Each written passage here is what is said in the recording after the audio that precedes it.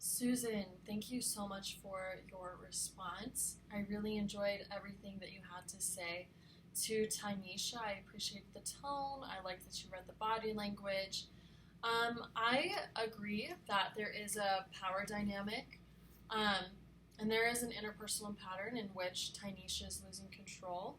But before we get started into that, I want to go ahead and say that in your video where you're talking to Tynesha, I liked that you said, I want to be here. Thank you for sharing. Just because there is this pattern in her life that I noticed where when she said, you probably don't care to listen, at the same time, she has this attitude of no one wants to help me, no one is helping me, and people are helping me, but they don't want to. And to me, that's an interpersonal pattern. Um, so we definitely want to break that core belief that she has and affirm the desire to be there for her. Maybe her friends do want to be there for her, but she has a misperception of them, or maybe not. It's not enough time, it's not enough detail, or not Tynesha.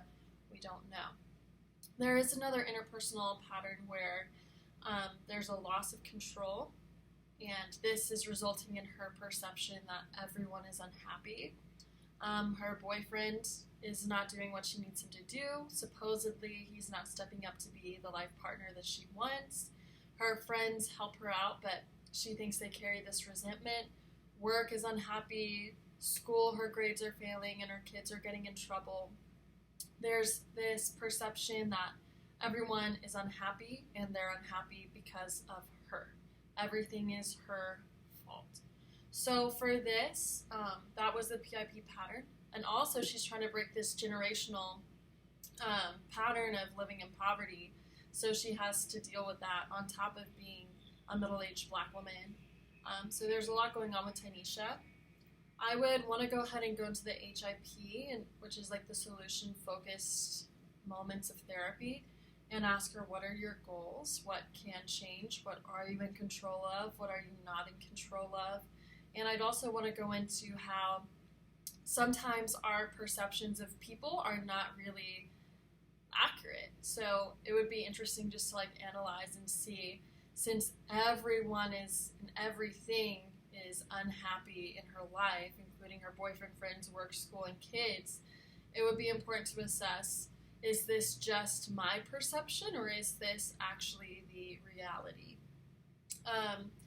The DIP talks about setbacks, and so it would also be important to talk about perhaps she does have unsupportive friends. Perhaps she does have a boyfriend that is not meeting her needs.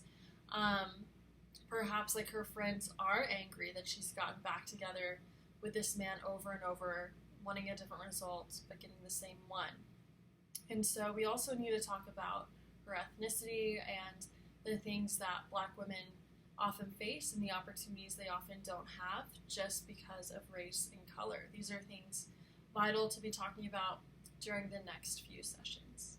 So that is how I would use Tom's IV pattern. Thank you for sharing. I feel like